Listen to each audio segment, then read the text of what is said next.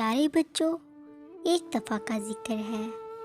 ایک جنگل میں ندی کے کناروں پر دو بکریاں رہتی تھیں، اور ندی کو پار کرنے کے لیے درمیان میں ایک پل تھا، جس کے اوپر بامشکل ایک وقت میں ایک بکری گزر سکتی تھی۔ ایک دن دونوں بکریاں ایک ساتھ پل پار کرنے لگی، اور جب وہ درمیان میں پہنچی تو وہ پل پار نہ کر سکی، کیونکہ پل پر ایک وقت میں ایک بکری گزر سکتی تھی۔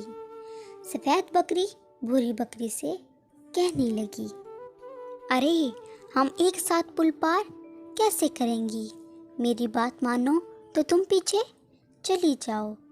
بھوری بکری نے جب یہ سنا تو کہنے لگی، میں تم سے زیادہ طاقتور ہوں، تو تم پیچھے چلی جاؤ۔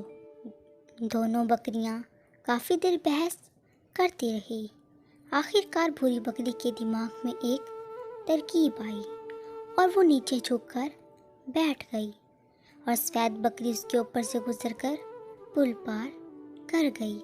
سفید بکری کے پل پار کرنے کے بعد بھوری بکری بھی دوسری طرف چلی گئی، اور اس طرح دونوں بکریاں اپنی اپنی منزل پر پہنچ گئی۔ پیارے بچوں، اس کہانی سے ہمیں بہت سے سبق ملتے ہیں۔ اگر ہم کوئی کام مل کر اور بغیر کسی جھگڑے کے کرتے ہیں تو وہ جلدی اور آسانی سے ہو جاتا ہے، اور اگر لڑتے اور جھگڑتے رہتے ہیں تو اپنے لیے مشکلات پیدا کرتے ہیں۔